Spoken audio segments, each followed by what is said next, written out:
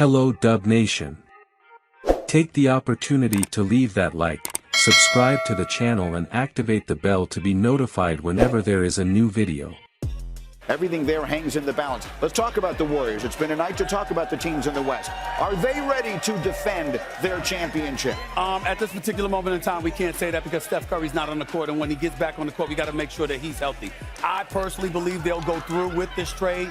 Gary Payton II is something Draymond Green and numerous other players really lamented his departure. They did not want him gone. So the fact that you get to get him back with another 2 years left on his deal, saving you $35 million in cap space, that's a good business decision on their part as well. The Warriors cannot be counted out if a healthy Steph Curry is on the court with Klay Thompson playing the way that he's been playing. But that's what you will need to be relevant in the Western Conference playoff picture this year. They need him, period. And his energy, his personality, the way he functioned with that team coming off the bench, they need Gary Payton II. Also, as Stephen A. says, Klay Thompson starting to look grassy. I've been more patient than Stephen A.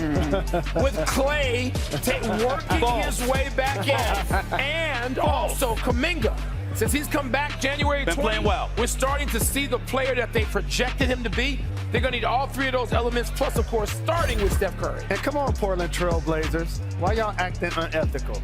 Like, y'all got to disclose the information. And allegedly, they were encouraging him to play after he got Toradol shots, knowing that they were going to trade him anyway. Wow. And it's also a lesson for players, never give a team a discount. Because he left to go get his money. Now the Warriors want him back, and he got hurt with the team that paid him. They're going to let this trade go through. Are they good enough to get back to the NBA Finals this year in this jam-packed, wild Western I say Conference? no, it's somebody else's turn. I think it's going to be the Phoenix Suns and or the Denver Nuggets. I want to applaud Jalen for bringing up because we all got to sit up here and support Jalen Rose on this one. Portland Trailblazers had no business doing what they were doing. And to be encouraging them to take shots, if that's true, the fact of the matter is that's inexcusable, highly unethical, and the league does need to investigate that. But with all of that being said, Klay Thompson and Steph Curry cannot be dismissed. Remember, I said that, and I did not give up on Klay. What I said was, Klay, what's up? What you doing? We know what you can do. Impatient. I said, let's go. And you know what? And that's when he started balling. I can't be all night. I can't be as angelic as Mike Wilbon. Damn it, sometimes you gotta give him some tough love. That's what I was giving Klay, some tough love. But it's always love for Klay Thompson. And I know what? When you get drafted as high as Wiseman and they trade you on your rookie deal, very bad. It's going to be awkward for him to go back into that locker room. I think they're going to allow this trade to go through. Yes. Klay Thompson has been as hot as he's ever been in his career. Back to being Absolutely Klay. right. He's made 19 threes in his last 2 games. That's the most he's ever made in a 2-game stretch. I'm just wondering how you're feeling about that preseason prediction of the Nets and the Dubs at this moment. I'm feeling pretty damn good. Okay. I'm feeling pretty damn good. Tell you, son, Eminem, I was waiting you to come here, girl. You know, did you see Klay Thompson the other day? Did you see him? Did you see him? You see the brother drop 54? By the way, that dude, that dude that you keep bringing up, James Dunn and his Georgia Bulldogs, our producer, you know what I'm saying? All right, let me tell you something right now. You notice he don't talk about those Atlanta Hawks. He was talking a lot about them last year. He ain't say much about them this year. Get quiet about that. Quiet as a mouse. Quiet as a mouse. Let me tell you something right now. Those Golden State Warriors, I will remind you, Eminem, don't get me wrong, I ain't no fool now. I see Memphis and Ja Morant. I know them brothers are no joke. All right? Zion Williamson, once again, has gone down with an injury out of minimum of 3 weeks. Hamstring injury. Got to learn how to fall. Got to learn how to come down with that big body. That's what it is. Okay, got too much body, come down. A little bit too much weight. Here's the deal. Tell me. Memphis, I get what you're saying. The Clippers, I will not ignore. When Kawhi and Paul George are on the court, I think they're the best. I think they're the number 1 threat to anybody. But I ain't counting out the Warriors. Now, I said this before. Even when I watched them, I'm like, I expected more from Wiseman. I'm concerned about that. Moody, Kuminga. I expected these guys to elevate their level of play, which is why I picked the Warriors to repeat. Okay? That hasn't happened. That still needs to happen. But let me be very, very clear. I ain't jump off the ship yet. I'm not ruling it out because that Klay Thompson, by the way, he's up to 38% shooting plus 38+% shooting from 3-point range at the 20-point mark averaging per game. Jordan Poole averaging 20 per game. Steph ain't even there. Steph, the greatest shooter God has ever created, is not in the lineup. Neither is Andrew Wiggins with that right abductor strain. He'll be back.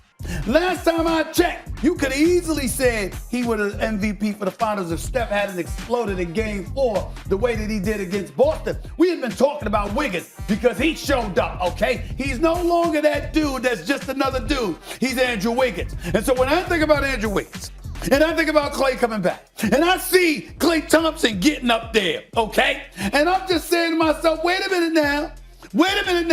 They're right in the mix. And if they're in the mix, doggy, you understand that even you understand with your archaic tendencies, okay? Even you understand that archaic tendencies. I said tendencies. Nobody's saying right now. Because he'll try to sit up there and say, oh, Larry Bird and Pete Maravich and all these people. Sam Jones. But the Golden State Warriors still will have something to say about it because the babyface assassin himself will be returning. And if Klay and the rest of the crew just do their job, you don't want to go against those boys in the postseason. It's Golden State. It's Brooklyn. My preseason prediction is still alive. It's still alive and well. And I'm loving it. Act like you've been there before. I'm loving it. You guys made fun of me for being excited about you. The question on the screen, Jalen, are they closer to repeating or retooling in Golden State? Retooling. And I want to give credit to the rest of the league. They already got 4 championships. Right. It ain't a diss if they don't get another one. But Steph is playing better than ever before. That's the point. Correct. But as a one-man show, we're talking about how Klay needs to get together. You talked about Draymond Green and how it's been different for him this season. Right. You talked about their young players, how one is in the G League. Right. Kuminga hasn't taken the lead. Moody hasn't played well. Steve Kerr just said it the other night. Did you see Steve Kerr's interview? Yes, I did. They asked him what he thought about this team. He basically said, this is the last hurrah. That's what he said. And you don't break it up during the season. Let me tell y'all something right now. I'm going to go with repeating as opposed to retooling for this one reason and one reason only. I do not believe that the Golden State Warriors, with Steph Curry looking the way that he's looking, is going to stand still and say, you know what? We have 4 championships. We good. Yeah. Not with Steph, because Steph is not on the court saying, I got my 4. He playing like he doesn't have any. He killing. But the question an organization's always got to make is, do we chase one more title, perhaps in 1 year, to mortgage the next 8 or 10 years? And a team with 4 championships, that's a question an organization But what if you don't always. But what if you don't believe in those guys? I mean, think about this, guys. Sitting here, did we ever assume that James Wiseman was going to be in the G League? But if you don't believe in them, how do you think you're going to get the rest of the league to believe in those guys? Oh, you know what? The kind of trade that you want to. Woj, come that's on, my gonna brother. help you We've known each other for years, Woj. You know what I'm going to say to you. There's a sucker born every day. You find them. That's what you do. That's what you do. Can't assume they're in Brooklyn. So far, every decision they made has looked ingenious. There's always one. Thanks for watching ESPN on YouTube. For live streaming, sports, and premium content, subscribe to ESPN Plus.